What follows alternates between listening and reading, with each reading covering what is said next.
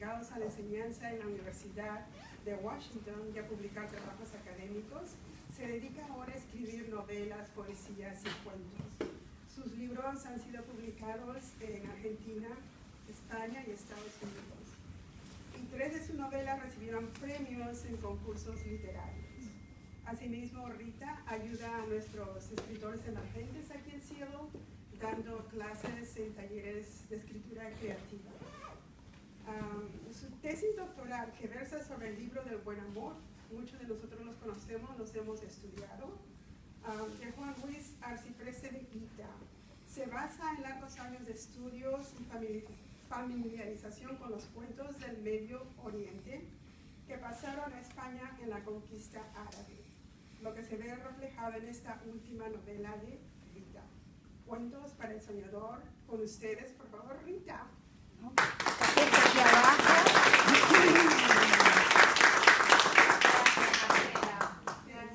Bienvenida. Gracias a todos por venir. Y a Marcela, que siempre nos abre un espacio aquí para todos.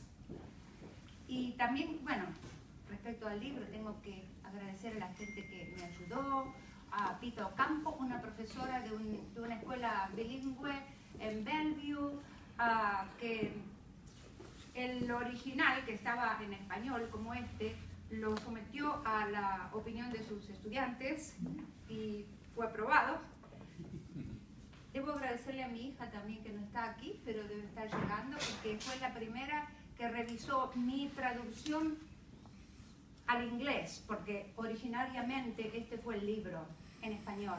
Y lo tuve que traducir en inglés porque la persona que me pidió para hacer este libro no lee en español.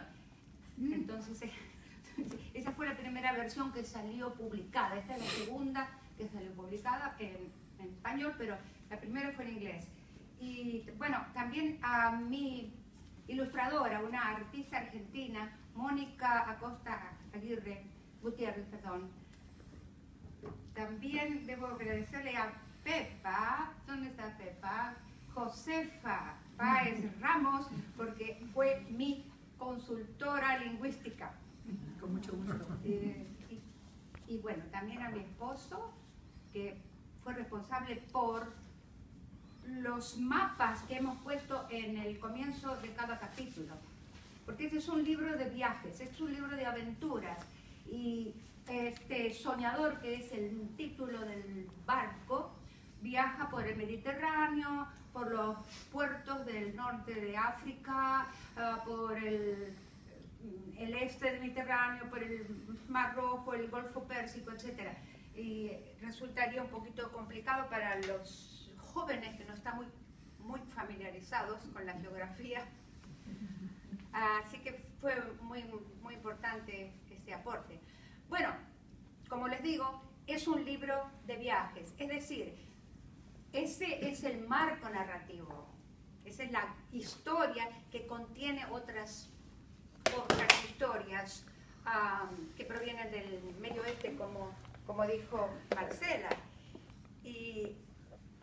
Pero ya que es un libro de historias, de cuentos tradicionales, voy a comenzar contándoles uno de los cuentos. ¿Sí? Este, uno de mis preferidos, que está aquí creo que al final del libro, se llama Los 3 viajeros y el nan, el pan, ¿no? El nan, ese pan que lo conocemos. Los 3 viajeros y el pan. Bueno, dice que había 3 viajeros que decidieron caminar juntos y tenían poco dinero. Y dijeron, bueno, tenemos pocas monedas cada uno, no va a alcanzar para comprar nada. ¿Por qué nos juntamos todos, hacemos un fondo común y compramos, aunque sea un pan, un nan? Bueno, estuvieron de acuerdo. Cuando llega la noche, alguien dice, me parece mejor esperar hasta el día siguiente, porque al día siguiente tenemos que tener fuerzas para comenzar a caminar. Muy bien, entonces deciden ir a dormir a la vera del camino y a la mañana siguiente se despiertan ya con el sol alto y uno dice, a mí me parece que este pan es muy poco para los 3, no va a alcanzar para los 3. Vamos a salir los 3 con hambre. Y sí, y los demás se concuerdan, y entonces uno dice, bueno, tengo una idea. Vamos vamos a contar nuestros sueños. El que tuvo el sueño más maravilloso se gana el pan. ¿Okay? Entonces, el primer viajero dice, yo soñé con Alá, con Dios, y con los ángeles. Vi todo el reino donde vive Dios. ¿Quién puede competir con un sueño así, maravilloso? Bien. El segundo viajero dice, yo también, pero Alá me llevó por todo el universo y pude ver todas las estrellas y los planetas y todo lo que hay debajo de la tierra y encima de la tierra. En fin, vi todo el universo. Y mira alrededor para ver quién puede tener un sueño mejor que ese. Imposible. Y el tercer viajero dice, bueno, yo soñé con un hombre, era el guía invisible, que vino y me dijo que porque yo soy el más humilde, merezco el pan, y me ordenó que abriera los ojos, que me levantara y que fuera y comiera el pan. Y así lo hice. Eso es uno de los ejemplos de lo que llamamos historias, enseñanzas. ¿Qué es lo que nos atrae de esa historia? Es el toque de genio, ¿verdad? La salida inesperada, cómo dio realmente en el clavo. ¿Y de dónde sale ese genio, no?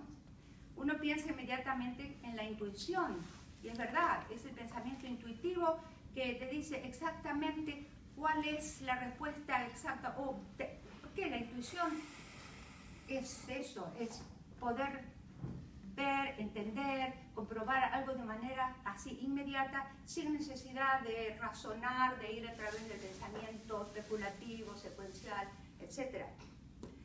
Hay otros autores que le llaman pensamiento lateral. Yo recuerdo un libro de Edward de Bono que salió hace varias décadas ya, debo confesar, y él, bueno, se llama Lateral Thinking, el libro, pero todavía es muy válido. Es un libro lleno de ejercicios para practicar esa intuición, ese pensamiento lateral que él llama, ¿no? Lateral Thinking. Y bueno, y ahí entonces se le explica la diferencia entre uno y otro. Quiere decir, lateral, ¿por qué? Porque a veces cuando hay que solucionar un problema, la gente continúa con la misma visión, como quien está acabando en el mismo pozo, y tal vez la solución está ahí, ¿sí? No está aquí, entonces es una solución lateral. Bueno, cuando yo leí ese libro me pareció fantástico, pero todavía me preguntaba, y bueno, ¿de dónde sale eso, no? Esa intuición. Años más tarde se puso de moda, digamos, la conversación sobre los dos hemisferios cerebrales, lo que representa dos modos de pensamiento diferentes. Entonces, por supuesto que a medida que ha ido percolando en la sociedad, se ha hecho una super simplificación, ¿no? Entonces la gente dice, yo soy hemisferio derecho, porque qué sé yo, yo soy izquierdo, porque soy muy lógico. Es una super simplificación porque la verdad es un poquito más complicada. Además, los dos modos están siempre, ¿no?, interactuando. Pero todavía es cierto, podemos afirmar que, y si el centro de Broca, el que articula las palabras, está ubicado en la parte izquierda de nuestro cerebro, eso significa que hay otra parte que le está, digamos, dictando. Y él, como dice este autor, Ian McGilchrist, que tiene un libro llamado The Master and Its Emissary, ¿sí? El maestro y su emisario. No tengo idea de si está o no traducido al español, pero es un libro que no es fácil de leerlo, pero vale la pena el esfuerzo. Y realmente él demuestra, porque es un neurólogo, ¿sí? Es un neurólogo de Oxford. Y nos demuestra cómo el modo verbal, el modo secuencial, el modo que va a ABC, tipo análisis de aristotélico, claro que sí, que es útil, pero no siempre. Hay ciertas ocasiones en que necesitamos otro modo mental para solucionar algo o para tener acceso a algo que ser accedido a través de un pensamiento racional. Y bueno, el título del libro es porque el maestro es el modo no racional, aquel que es holístico, que es no verbal, que es no secuencial, y ese es el maestro, y el otro es el emisario. Pero ¿qué pasa? Que a veces el emisario usurpa el poder, una posición que no le corresponde. Por eso se llama así el maestro y el maestro y su emisario. Bueno, ¿qué tiene que ver los cuentos con todo esto? Yo elegí este cuento específicamente porque me parece un ejemplo muy gráfico de lo que es, porque si ustedes piensan, los dos primeros viajeros estaban usando un pensamiento racional, ¿no? Inventaban ese sueño y pensaban, a ver cómo lo puedo hacer más interesante, a ver cómo lo puedo ganar. Y el otro salió con ni siquiera un sueño, fue una acción. ¿Por qué? Porque la acción habla más fuerte que las palabras, ¿verdad? No son solamente los cuentos, también los dichos populares, la poesía, ¿sí? La poesía, la buena poesía, ¿no? No aquella que es una prosa, que después la cortas en pedacitos y después la vas rimando. No, la poesía que usa metáforas, que usa analogías, porque eso es lo que el modo no secuencial hace, inventa analogías, inventa una manera de mostrar, digamos, una conducta humana condensada, conducta humana o de la sociedad, individuo, sociedad, condensada en una especie de diagrama. Entonces se llama, es una aproximación indirecta, ¿sí? No directa, pero es indirecta, porque le habla a esta parte, a este modo mental, que lo entiende de una manera intuitiva. Por eso la importancia de las historias. Ahora bien, ¿cómo actúan en nosotros? Por lo que yo he leído, las ventajas son las siguientes. Por un lado, cuando uno ve, por ejemplo, un diseño, un dibujo, dice, vale más que 1000 palabras, ¿verdad? Yo creo que lo mismo podemos decir sobre las historias. Una buena historia vale más que 100 tratados académicos. ¿Por qué? Porque muestra algo de manera gráfica, ¿sí? Y aunque uno no lo entiende exactamente en ese momento, después lo va acumulando un poco en la memoria y se acuerda cuando la ocasión lo trae, ¿verdad? Por ejemplo, algo pasa en tu vida diaria y tú dices, es igual que le pasó a tal y tal en aquel cuento, ¿sí? Es un poco un reflejo. Por eso, y ahora estoy pensando en mi profesora Susie Peterson, que fue la directora de mi tesis hace varios años. Hablábamos mucho en clase sobre un tipo de, una colección de historias muy comunes en el medioevo, viniendo tal vez desde la India, ¿sí? Que es la cuna de todas las historias, o de Persia, de otros lugares del Medio Oriente, que le llamaban espejo de príncipes, ¿verdad? Espejo de príncipes. ¿Por qué? Porque se supone que los príncipes debían ser educados de cierta manera para que lleguen a ser buenos gobernantes. ¿Y por qué espejo? Porque cuando uno lee o escucha la historia, se ve a sí mismo. Y no solamente las historias, también, como dije, los chistes. Hay un chiste que el otro día yo de repente me acordé, porque es como que uno los va acumulando así en la memoria y después surgen en algún momento. Y yo estaba leyendo sobre nuestro Twitter in chief y Ucrania, todas las cosas que están pasando, y de repente me acordé de este chiste, que es de un personaje muy común en el Medio Oriente y en España también, por ejemplo, entre los sefardíes de España, se llama Yoja, creo que los árabes le llaman Hoja, en Turquía le llaman Nasruddin, en Italia, donde vienen mis antecesores, le llaman Bertoldo. ¿Algún italiano por aquí que conoce Bertoldo? Los chistes, ¿sí? Es el sabio tonto, que siempre aparece con chistes. Bueno, y el que yo recordé era el siguiente. Dice que Nasruddin estaba soñando, y soñaba que un dador invisible le estaba dando monedas de plata, y le da una, le da otra moneda, le da 3 monedas, le da 4, sigue dándole. Y cuando llega el número 9, no le da más, no le da más moneda. Y entonces el gallo dice, pero ¿cómo 9? ¿Dónde está la 10? Quiero 10, necesito 10. Y grita tan fuerte que se despierta. Y todo ha desaparecido. Las monedas desaparecieron, el dador invisible desapareció. Entonces cierra los ojos fuerte y dice, that's okay, está bien. Me devuelve las 9, me conformo con las 9. ¿Cuál es la relación? Yo no sé, pero yo pensé en este sujeto.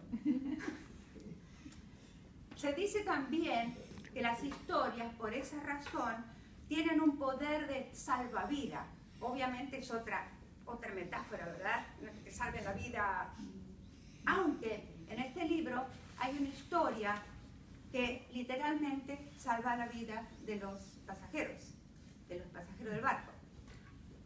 Pero en general es una metáfora, y la más común obviamente es la historia de las 1001 noches, la historia Marco, ¿sí? Ustedes la deben recordar. Esta Scheherazade que es la voluntaria para ir esa noche con el rey, porque el rey estaba cortando las cabezas de todas las doncellas después de pasar una noche con cada una de ellas, porque tenía un problema con las mujeres. Y entonces dice, no, yo me arreglo. Y empieza a contarle historias, y cuando llega a la parte más crucial de la historia, le dice, ay, perdóname, rey, tengo tanto sueño, ¿la seguimos mañana? Y bueno, y la siguen mañana, y así comienza otra historia, y cuando llega ahí, varios años pasan, ella salva su vida, ella salva la vida de todas las doncellas, etc. Es otra analogía de cómo una historia puede salvarte hablando interiormente, ¿verdad? Psicológicamente. Mi interés en las historias comenzó cuando yo era pequeña, gracias a mi nonno, mi abuelo italiano, que me contaba sobre Bertoldo. No les voy a contar más historias porque habrá ocasiones, pero quedaron siempre en mi memoria esas historias. Y después, con los años, cuando estuve en la universidad, justamente me dediqué me fascinaban las historias, pero no solo las historias, sino cómo habían viajado de la India hacia Arabia, hacia Persia, y de los árabes lo trajeron a España, y ahí con ese momento maravilloso que hubo en España, cuando las 3 culturas, los judíos, los árabes y los cristianos, trabajaban juntos en las escuelas de traducción en Toledo. Y me interesaba no solamente la trayectoria, sino también cómo se lo había reciclado en España, ¿sí? El don Juan Manuel, el archipreste de Ita, y Calderón de la Barca con La vida en sueño, que es una copia prácticamente de una historia de las 1001 noches en Bagdad. Es más o menos la misma historia, hecha en verso. Inclusive el mismo Cervantes, Don Quijote, tiene tantos chistes que uno ya sabe de dónde vienen, no los inventó.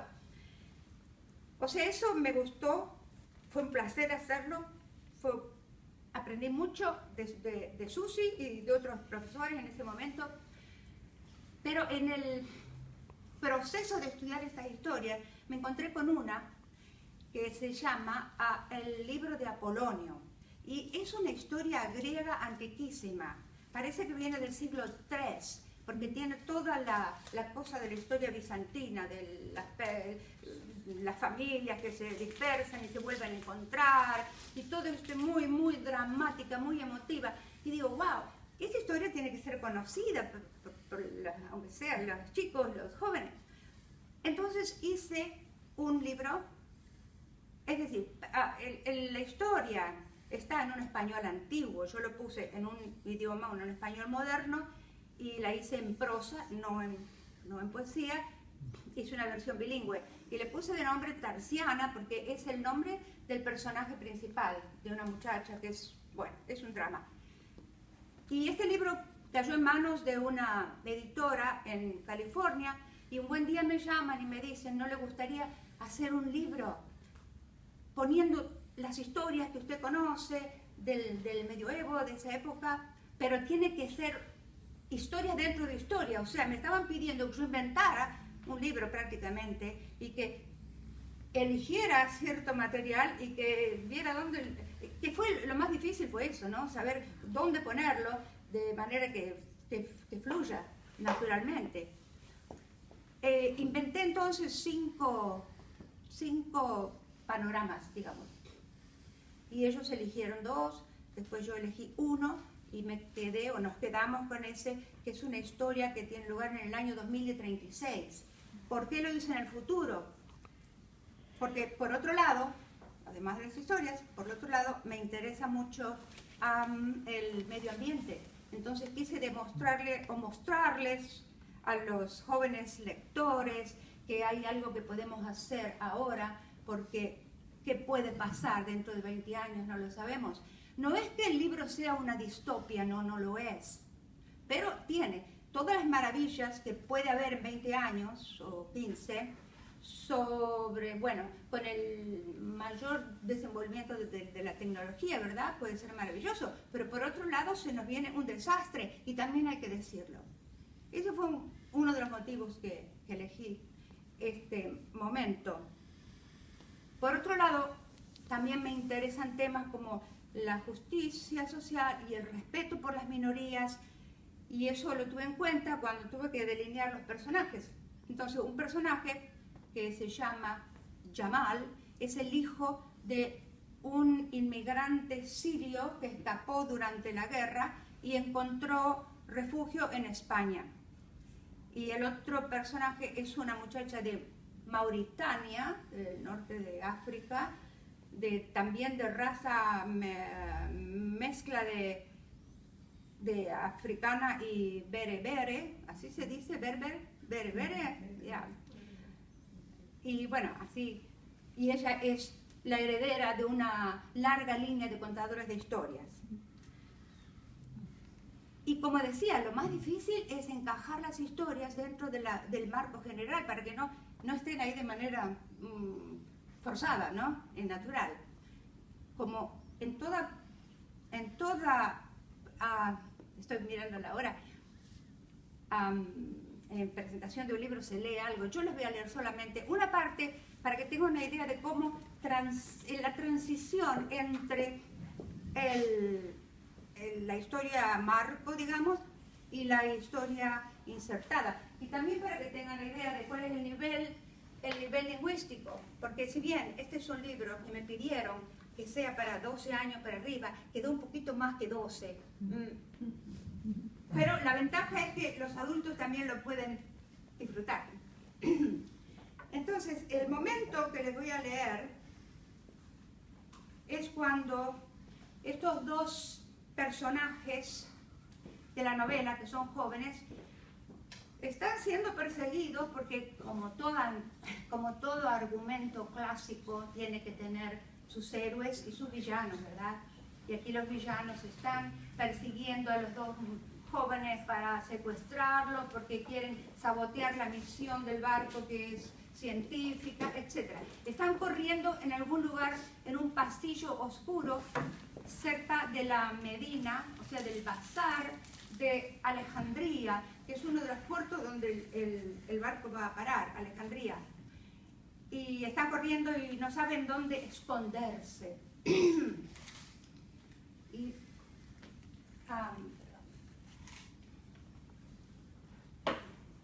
entonces dice así: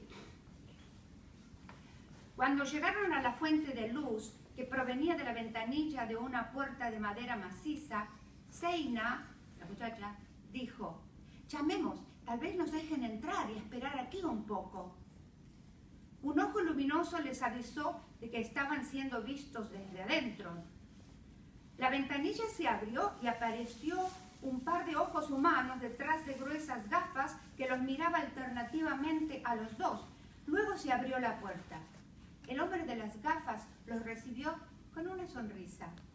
Ah, usted debe ser la señorita Katiray. La esperaba al final de la tarde, pero no importa, estoy desocupado. Entrad, por favor, entrad, poneos cómodos. la hacía más joven. ¿Y este quién es? Ah, es mi primo Jamal, de España, dijo Zeina rápidamente y sin pestañear, echando una mirada significativa a Jamal. Ah, muy bien, las muchachas no deben andar solas por aquí. Y usted tiene un acento encantador. ¿De dónde es, si puedo preguntar? Pasé un tiempo en una universidad de Mauritania, señor, y se me pegó el acento. Me parece muy bonito, pero tomad asiento, por favor, dijo el hombre mientras se desplazaba por la habitación buscando algo. Los dos se acomodaron en un sillón. Finalmente, el hombre le alcanzó a Zeina una pequeña caja y dijo, levantando la tapa, aquí está el amuleto de marfil que me encomendó. A Jamal se le abrieron los ojos como dos platos. ¿Y cuánto dijo que costaba?, preguntó Zeina con fingido interés. No se preocupe por eso, ya lo arreglé con su madre, ya está todo pago. Bueno, de cualquier manera no lo voy a llevar ahora, porque, ¿sabe? Hay muchos ladrones por aquí en el bazar y no quiero arriesgarme. Vine solo a verlo, por curiosidad. Vuelvo mañana con mi madre. ¿Pero es de marfil de verdad?, preguntó Jamal con sorpresa. No, joven, ¿cómo va a ser de verdad si ya no quedan elefantes en el mundo?, dijo, pasando a un español mezclado con francés. Los auténticos cuestan una fortuna. Pero esta es una imitación de primera calidad. De cualquier modo, lo que importa es lo que lleva adentro. No quedan más elefantes, murmuró Jamal para sí. Pero no todo está perdido, mozo, dijo el vendedor de amuletos. Al menos todavía nos quedan rinocerontes y tigres. Y por si no lo sabes, los cuernos y los huesos molidos de esos animales hacen muy bien a la salud humana. ¿Este tipo es un estúpido o es muy astuto?, pensó Jamal. El hombre continuó. Pero un amuleto es diferente, porque no se trata del material del que está hecho, sino de lo que contiene adentro. ¿Comprendes? En este caso son cosas secretas que sirven para diferentes fines. A veces son para atraer a una persona, una mujer, un hombre, un amante. Otras veces son para alejarlos, por así decir. ¿Me explico? Pero esas son todas supersticiones, exclamó Jamal, y sintió la mirada de Zeina que lo acuchillaba. Quiero decir, son creencias de la gente, se corrigió. Sí, son creencias, pero a veces las cosas no funcionan de la manera en que creemos que funcionan y pensamos que hay magia donde no la hay. Porque las cosas pueden funcionar de otra manera, ¿cómo diría yo? De manera indirecta, impredecible. No comprendo, señor, respondió Jamal. Mujadín, ese es mi nombre, joven. Bueno, por ejemplo, ¿tú crees que se puede matar a alguien con un libro? Sería bien difícil, a menos que le dé un golpe tremendo en la yugular, dice Jamal con una sonrisa. Sí, es posible, pero sin el golpe en la yugular. ¿Conocéis la historia de Yunani el Sabio?, preguntó Mujadín. No, ¿le importaría contárnosla?, intervino Zeina de inmediato. Con mucho gusto, mademoiselle. Ya que no hay clientes ahora, y me ordenó alguien en la trastienda, tráenos té, por favor. Pues bien, esta es la historia. No les voy a contar la historia. Bueno, gracias por venir. Esta es mi hija.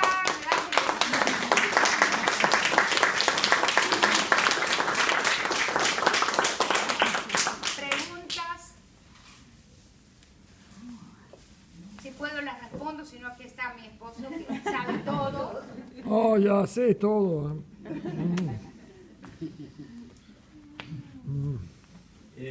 Cuando dices que ese libro fue escrito para los jóvenes, gracias por el piropo, porque yo tengo 71 años y me encantó el libro. Lo leí ¿Tú lo en inglés. leíste? En inglés. Lo leí en inglés. Y para mí, obviamente, mi inglés es un inglés muy primitivo y para mí fue maravilloso encontrar ese libro. Gracias por la propaganda. Muy bien, yo me había olvidado que tú lo habías leído, sí. Bueno, me han pedido que sea para jóvenes, pero tú sabes, ¿cómo dijo este Garzón? No, ¿cómo se llama? Gascón, español que vive en California, escritor, dice, Young Adults es desde los 12 a los 99. Así que todavía estamos dentro del esquema. Yeah. César. Rita, desafortunadamente viene tarde, pero a lo mejor la pregunta ya la contestaste. ¿Qué te inspiró a escribir este libro? Primero, el libro fue una encomienda, digamos, porque yo había escrito otro libro y la persona que lo leyó dijo, parece que esta persona conoce de historia y le vamos a encargar tal y tal cosa. O sea, fue una comisión, digamos, pero yo estaba contentísima en poder hacerlo porque pude, digamos, proyectar aquí todo lo que yo había aprendido en la universidad durante años y años de estudiar las historias. Ahora, ¿qué me inspiró en inventar el marco general? Bueno, fue mi interés en el medio ambiente, que quería proyectarlo, y como vieron en esta historia, pequeñas cosas de que han desaparecido los elefantes, pero todavía nos quedan los tigres, quién sabe por cuánto tiempo. Entonces fue tuve suerte porque me dejaron elegir en cierta manera el tema general, y entonces pude satisfacer mi propia agenda, como quien dice, ¿no? Mi agenda. Muchas gracias. Sí. Dijiste que a 2036. ¿Y qué te hace pensar en ese En 2036, porque cuando yo empecé el libro era el 2016. Entonces dije, bueno, de aquí a 20 años, y lo proyecté para el 2036, ahora es un poco menos de 20 años. Pero la razón de haberla puesta en el futuro son varias. Una es la que ya les comenté sobre qué va a pasar en el medio ambiente. La otra es porque yo no he estado ni en Basra, ni en Alejandría, ni en Antalya. Estuve en Estambul, pero en otros lugares. No conozco de primera mano y digo, bueno, si lo hago en el futuro, habrá cosas que nadie me va a decir que no son ciertas, puede ser en el futuro. Esa es la manera. Sí. Bueno. Pero tiene que ver también con el problema político, porque hay muchos lugares en donde yo ahora no iría, yo no iría a Basra, pero tal vez en 20 años se puede ir a Basra, ¿entiendes? Porque es tan fluida la situación política, ¿verdad? Tan inestable. También paran en Beirut, y ahora en Beirut hay un problema tremendo, ¿sí? Sí, ¿qué era? Víctor. Bueno, cuando tocaste el tema de la poesía, yo no sé, tal vez me equivoco, ¿verdad? O tal vez no te supiste explicar, como sentí como que descalificas la prosa con la poesía. Que descalifica. O sea, como que dice que... Son dos cortas- idiomas diferentes. Sí, pero son poesía. La prosa es poesía y también la No, bueno, la prosa es poesía si es prosa poética, pero si es un artículo del New York Times no es poesía, ¿verdad? La prosa es... Es poesía. Bueno, tal vez la tuya Pero sea, me está Víctor. inspirando, me está inspirando, no solo la mía, me está inspirando a hacer un libro o un ensayo sobre que la poesía es un todo. No solamente la que rima, la clásica, sino también la prosa poética. Es una Totalmente de acuerdo. Entonces, Ya. pero sentí como que dijiste que te iba a acordar con la tijera. No, Víctor, yo me refiero a lo siguiente, que a hay la gente... periodística, bueno, eso ya está bien. Yo Pero me yo re- sentí eso, ¿verdad? Perdóname. eso yo Ya. sentí. Mi crítica es solo a la poesía mala. A eso me refería, que hay gente que tiene una historia y entonces vemos cómo voy a hacer. Bueno, la corto en pedacitos, la pongo ahí con forma de poesía y voilà. A eso me refería, ¿no? Pero no, nada es superior a nada. Para el escritor lo importante es que pueda manejar ciertas figuras retóricas, ciertas analogías, metáforas, que pueda explicar cosas de una manera indirecta y no bla, bla, bla con mil palabras. Bueno, por supuesto hay de todo, ¿no? Pero esa es la parte linda del escritor, que puede manejar imágenes, ¿sí? Pero no hay superioridad ni en una ni en la otra. No, Ya. es por concepto, no por superioridad. Porque eso que estás diciendo también lo oí otras personas. Y yo puedo a pensar de que hay muchas personas que piensan que solo la poesía clásica, la que rima, la que lleva medida de poesía. y que la poesía poética de toda poesía. Entonces, eso era como una aclaración que estaba pidiendo yo. No, la poesía moderna, el verso libre, también puede ser muy poético, Es poesía. Sí. ¿verdad? Depende de cómo maneje las imágenes. Todo, claro, sí, sin duda, sí. Tengo dos preguntas sobre tu proceso creativo como escritora. La primera es, ¿qué tipo de rutina tenés cuando estás trabajando en un libro? Y la segunda, ¿cómo decís que ya está terminado? Está listo. Yo no tengo rutina para escribir. Yo escribo cuando tengo tiempo, cuando la musa me llama. A veces estoy lavando los platos y se me ocurre una idea y corro al computador y digo, ay, hay que poner tal y tal idea en tal capítulo y después vuelvo a mi tarea. No tengo rutina. ¿Y cómo saber cuándo está terminada una historia? Bueno, cuando queda redonda. ¿Sabes?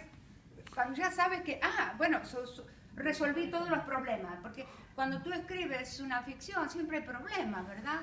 El personaje lo haces viajar, pero ¿cómo lo vas a hacer viajar si el tipo no puede viajar? Hay muchos problemas, entonces tú lo resuelves inventando más y más escenarios.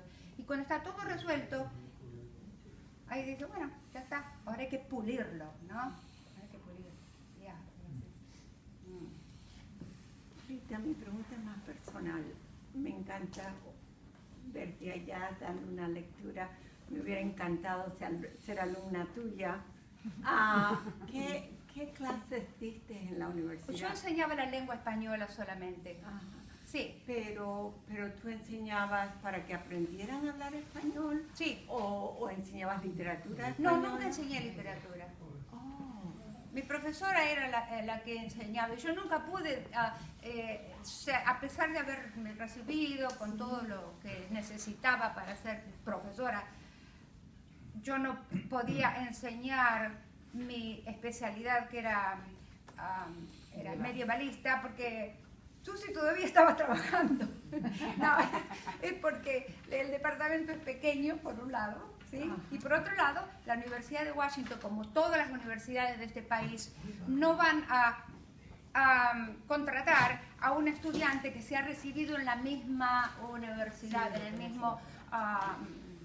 la misma institución, porque se quiere evitar el nepotismo, si hay alguien que te quiere acomodar porque te conoce, o también que se quiere variar las ideas, ¿no? Tener semillas de afuera. Ahora, yo podría haberme ido 10 años a trabajar en Estambul, tal vez, no. Y después podría haber solicitado, pero no era mi intención dejar Seattle. Es demasiado bonito para salir de aquí. Así que yo dije, bueno, me conformo con las 9, me conformo con enseñar la lengua española. Con las 9 monedas. A eso me refiero. Está bien, me la devuelven.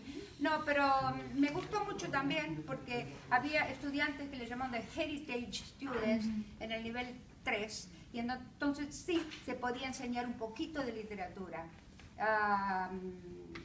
Historias tal vez de latinoamericanos que fueron un poquito más fáciles. Hubo cierta oportunidad, pero era más que todo para ayudarlos en su lengua materna, algunos y otros, a desenvolver lo que habían aprendido. Ya. Tengo la oportunidad de enseñar otras cosas ahora con el grupo de Seattle Escribe, como el otro día hicimos una clase sobre filosofía. Tuve que estudiar mucho porque no era mi especialidad, y en otros momentos hemos dado otras clases y eso es muy satisfactorio. Ya. Una pregunta. He leído otros libros tuyos, El Encuentro, Las Aguas de trabajar, y recuerdo que decías que para ti era importante estar allí, viajar a los lugares en los que escribías, que era importante. En este libro, ¿has podido hacer todos esos viajes? Me imagino que no, o sí. Y si no, ¿resulta difícil o complicado escribir acerca de un sitio en el que no has estado personalmente? Bueno, hay dos cosas. Cuando tú no has estado en un sitio, tienes que hacer más investigación en el internet, lo cual es como una especie de viaje virtual, porque hoy día hay tanta información. Y fíjate, yo he leído muchas veces que en términos del cerebro, cuando tú tienes una experiencia directa con algo, te enciende unas lucecitas aquí en ciertas células. Resulta que cuando tú estás o leyendo acerca de eso o pensando acerca de eso, es como si lo estuvieras viviendo, es como si la realidad interna fuera la misma cuando lo ves realmente o cuando lo experimentas en tu imaginación. Parece que es lo mismo. Claro, no es exactamente lo mismo, pero te da una cierta satisfacción. Entonces, yo hice un viaje desde Cádiz, por el norte de África, Orán, Alejandría, Beirut, Antalya, el Mar Rojo, a los países árabes, todo en mi imaginación. Lo segundo es que estoy planeando ese tal viaje, pero mi esposo todavía no lo sabe. Estoy sabiendo ahora. ¿Viene conmigo? Muy bien, ya tengo compañera de viaje. Yo creo que se puede agregar que no es obligatorio viajar o haber viajado para escribir. No. Que lo que importa es la imaginación. Claro. En la época en que no había internet, había escritores que hablaban de sitios en que nunca habían estado y no tenían el internet. Y no lo tenían. En este momento me cae a la memoria Alphonse Daudet, un francés de la zona del sur de Francia, que escribió un libro muy interesante y muy simpático, Tartarín de Tarascón. Oh, lo escuché. En Sí. el cual el héroe va a pelear con los leones en la zona de Marrakech y por allí. Nunca había visto un león, nunca había visto Marrakech, nunca había estado en ninguna parte, pero escribió un libro interesantísimo, muy divertido. Y no había internet. No, claro, había libros, pero no Había había libros, internet. había información de otra manera. Y tal vez tiene que usar más aún la imaginación. Sí, tienes total razón. Y ese es como un viaje, cuando tú lo imaginas y te imaginas en ese lugar. Es menos arriesgado en algunos lugares, en algunos momentos. Yo tengo una pregunta, como bibliotecaria. Sí. Tú sabes que todos los géneros de la literatura, a los americanos les gusta mucho poder encasillar cada obra en un género. Apenas he empezado a leer tu libro y no sé cómo clasificarlo. Ciencia ficción, fantasía, ¿en qué género lo ubicas? Yo lo pondría en el género de viajes, porque no es ciencia ficción, porque hay muy poco en términos de los inventos. En la primera página, en el primer capítulo, hay el padre de Jamal, está mirando la luna con un telescopio y el chico le dice, papá, ¿estás mirando a los chinos? Porque sabemos, ¿no? Y después de que yo empecé a escribir el libro, supimos que los chinos estaban del otro lado de la luna, ¿sí? Y el padre le dice, no, los chinos están detrás del otro lado. Eso es ficción, pero no tan ficción, porque está basado en una predicción que yo tuve. O sea, es ficción en general. Claro, y después en ese mismo momento estábamos en Cádiz, se está mirando y pasan por arriba de su cabeza un drone que es un taxi. Entonces los privilegiados de Cádiz pueden transportarse, mientras los pobres, bastante pobres, otra predicción, de gap, la diferencia entre los que tienen y los que no tienen está cada vez más grande, más amplia en todas las partes del mundo. Entonces, no es ciencia ficción. Yo creo que ciencia ficción necesita algo un poco más estrafalario de lo que yo hice, creo.